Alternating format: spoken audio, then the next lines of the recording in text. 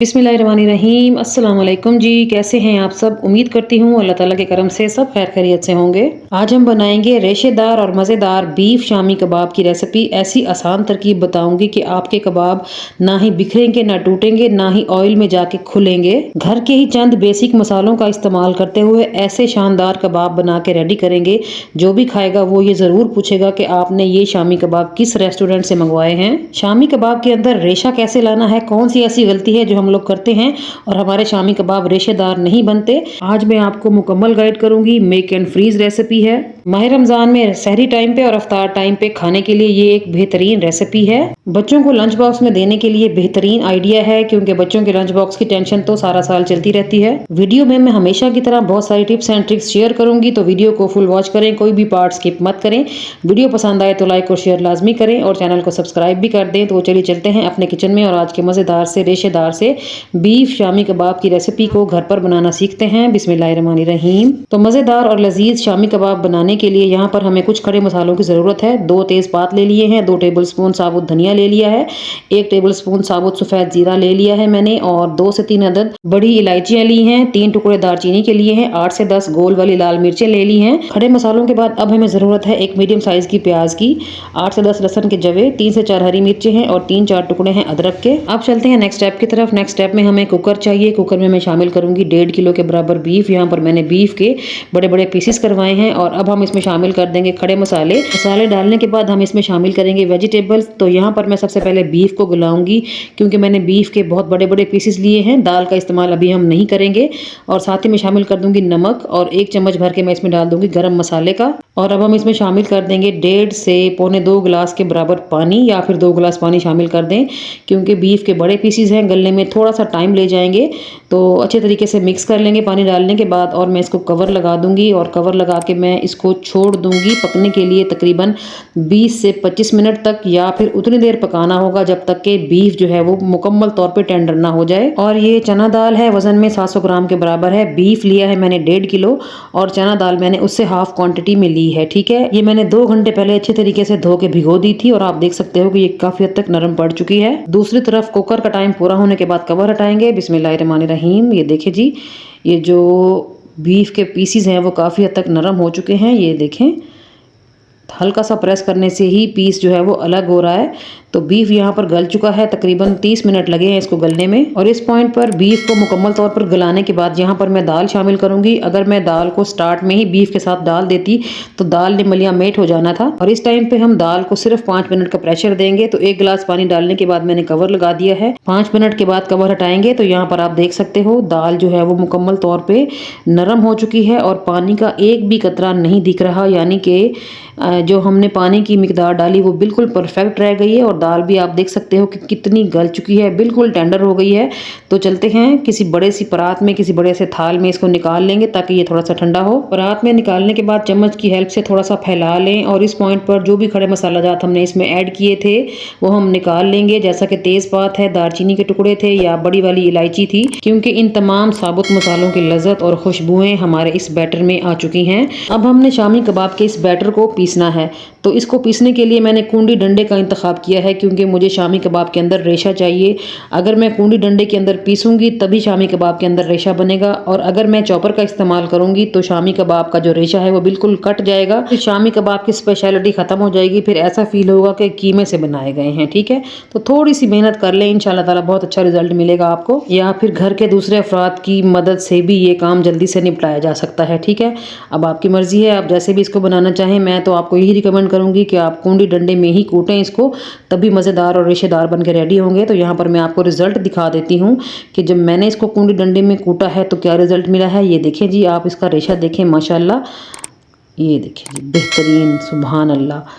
तो बस चलते हैं, सारे मसाले को पीसने के बाद मिलते हैं। तो यहाँ पर सारा मसाला पीस चुका है। अब इसको टेस्ट करने के बाद इसके मसालों की जो कमी बेशी है वो दूर करते हैं। तो सबसे पहले तो नमक डालेंगे, क्योंकि नमक बहुत कम है इसमें। और उसके बाद मैं इसमें डालूंगी रेड चिली फ्लेक्स। हरी मिर्चें बारीक काट के भी डाल सकते हैं, लेकिन मैंने मसाला बनाने के दौरान हरी मिर्चें शामिल कर दी थी। और गर्म मसाला मज़ीद थोड़ा सा डाल देंगे और ढेर सारा इसमें शामिल करेंगे हरा धनिया। बस जी, इसके अलावा यहाँ पर और कुछ भी ऐड करने की ज़रूरत नहीं है। अक्सर लोग इस बैटर में अंडे डाल रहे होते हैं, वो लोग अंडे क्यों डालते हैं मेरी समझ में नहीं आता। अंडे डालने की बिल्कुल भी कोई ज़रूरत नहीं है। और आप देख सकते हो जी कितने अच्छे तरीके से बेहतरीन सा बैटर हमारा बन के रेडी हो गया है माशाल्लाह। और यहाँ पर ये बैटर शामी कबाब बनाने के लिए बिल्कुल रेडी है, बिल्कुल परफेक्ट है।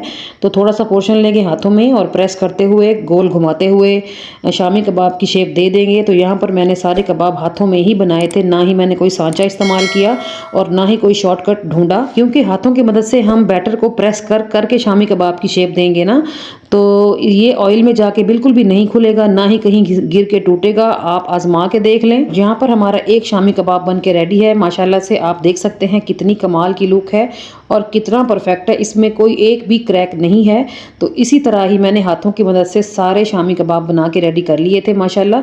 ये देख सकते हैं आप माशाल्लाह कितने बेहतरीन और खूबसूरत लग रहे हैं। और इस स्टेज पर आप ये शामी कबाब फ्रीज करके भी रख सकते हैं। कोई जिप लॉक बैग ले लें या फिर कोई एयर टाइट कंटेनर ले लें, उसमें ये शामी कबाब रखें और फ्रीज कर दें। अगर आपका फ्रीजर सही काम करता है तो ये शामी कबाब 3 महीने तक भी सेव करके रखे जा सकते हैं, कोई मसला नहीं होगा। चलते हैं शामी कबाब फ्राई करेंगे। तो यहाँ पर मैंने एक प्यारा सा पैन चढ़ाया है चूल्हे पे। आधा कप के बराबर मैं इसमें कुकिंग ऑयल डालूंगी और कबाब के ऊपर कोटिंग करूंगी मैं अंडे की। तो यहाँ पर मैंने 2 अंडे एक बाउल में तोड़ के अच्छे तरीके से फेंट लिए हैं। अब मैं एक शामी कबाब लूंगी, अंडे में डिप करूंगी और फ्राई पैन में 1 बाय 1 करके रखती जाऊंगी। शामी कबाब को हमेशा शैलो फ्राई करना होता है, डीप फ्राई बिल्कुल भी नहीं करेंगे। तो फ्लेम को मीडियम पे सेट करें और 1 बाय 1 अंडे में डिप करके शामी कबाब आप लोगों ने फ्राई पैन में ऐड करते जाना है। अच्छा जी, मैं नॉन स्टिक पैन का इस्तेमाल करते हुए शामी कबाब फ्राई कर रही हूँ। अगर आप लोहे का तवा इस्तेमाल कर रहे हो ना, तो हो सकता है कि आपको ऑयल थोड़ा ज़्यादा इस्तेमाल करना पड़े। और शामी कबाब को ऑयल में डालने के फ़ौरन बाद ही फ्लिप नहीं करेंगे।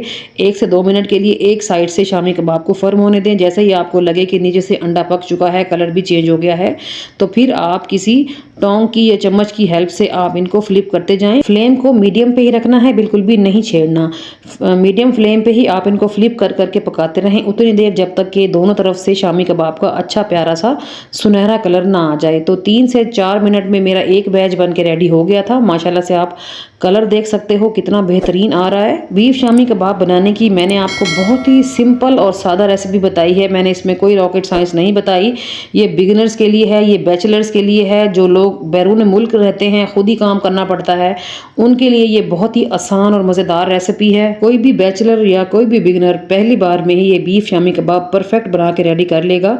तो यहाँ पर मैं शामी कबाब दिखा रही हूँ आपको, क्या ही कमाल की लुक आ रही है। एक एक करके आप देख सकते हो जी, बहुत ही ज़बरदस्त बन के रेडी हुए हैं। तो चलते हैं डिश आउट कर लेंगे। यहाँ पर मैंने थोड़ी सी सैलड भी बनाई है ताकि लुक भी अच्छी आए और खाने का भी मज़ा आए। तो ये देखें जी माशाल्लाह कितने बेहतरीन और परफेक्ट शामी कबाब हमारे बन के रेडी हो गए हैं। बहुत ही डिलीशियस और बहुत ही कमाल की रेसिपी है। इस रमज़ान आप लोग मेरी इस रेसिपी को ज़रूर ट्राई करें, इंशाल्लाह ताला खाकर मज़ा आ जाएगा आपको। और इस स्टेज पर अगर तो आपको बीफ शामी कबाब बनाने की मेरी ये आसान तरीन रेसिपी अच्छी लगी है, दिल को छू के गुजरी है, तो प्लीज़ वीडियो को लाइक और शेयर करें और चैनल को सब्सक्राइब भी करें। आप सब लोगों का दिल से शुक्रिया। आपने देखा कैसा परफेक्ट शामी कबाब बना है। चलिए मैं आपको इसका रेशा दिखाती हूँ कि अंदर से बेहतरीन और कितना रेशेदार जालीदार हमारा शामी कबाब है। अंदर रेशों का जाल बिछा हुआ है माशाल्लाह से। ये देखिए जी, लग रहा है ना टेम्पटिंग। मैंने ये कबाब सर्व किए थे पुदीने वाली हरी चटनी के साथ। अगर आपके बच्चे या आप टमाटो केचप खाना पसंद करते हैं तो टमाटो केचप के साथ भी ये कबाब इंजॉय किए जा सकते हैं। जिस दिन आपने ये शामी कबाब बच्चों को लंच बॉक्स में बना के दिए ना, उस दिन आपके बच्चे लंच बॉक्स फिनिश करके आएंगे, इस बात की मैं आपको गारंटी दे रही हूँ।